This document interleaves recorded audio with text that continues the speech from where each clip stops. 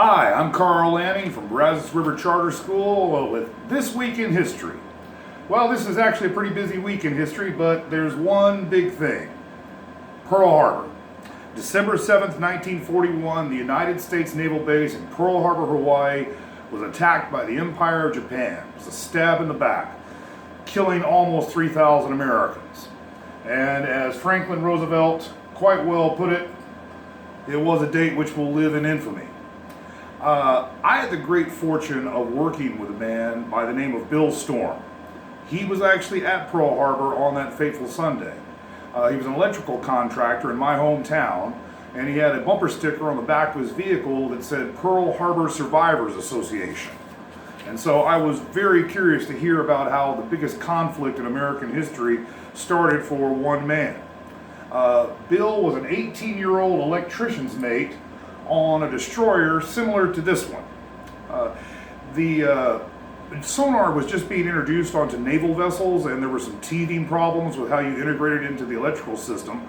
So on that particular morning, he was in an electrical maintenance compartment trying to familiarize himself, I'll spit it out eventually, with how the sonar jived with the electrical system.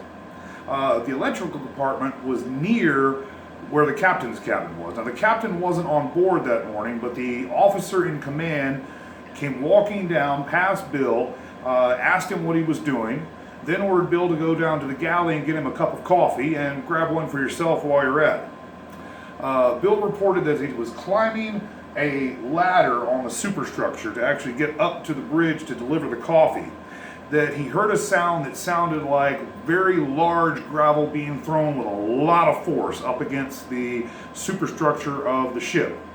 As he looked to his left, he saw a plane with a torpedo on its belly go gliding overhead. He stood absolutely dumbstruck for a moment, and then the ship's klaxon sounded, initiating battle stations, and that's when the training kicked in and he went to his battle station. I remember Bill saying, and I have to clean this up a little bit, so I guess the war started for me when some Jap SOB tried to machine gun me for delivering coffee. Bill's ship was unhit other than the strafing by the Japanese torpedo bomber. After the attack was over, the commander of the vessel ordered the ship's boats to go into the water and start picking up men. They picked up, almost everyone they picked up was covered with oil. Some of them were burned pretty badly, and more than a few were dead. He went on to serve for the duration of World War II in the Pacific.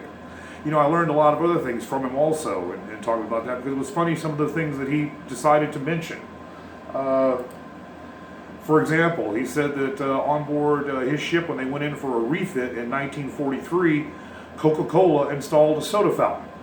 And you could mix it yourself, honestly, so really you could get it just as fizzy or as syrupy as you liked, whatever your particular taste was.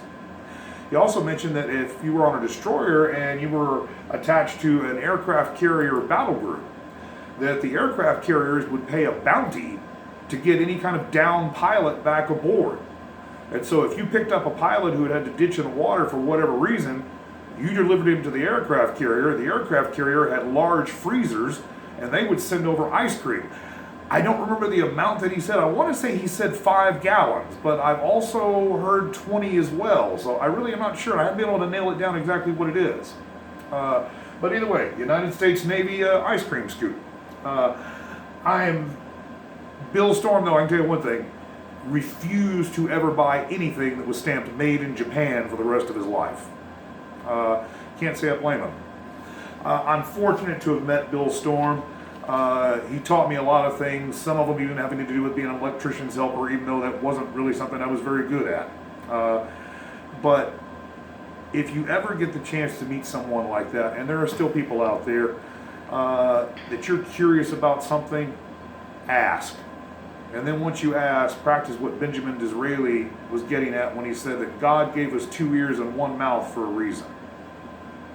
Well, that's it for This Week in History. Just to let you know what's coming up, next week we'll find out what that rather gruesome looking device had to do with the death of a president.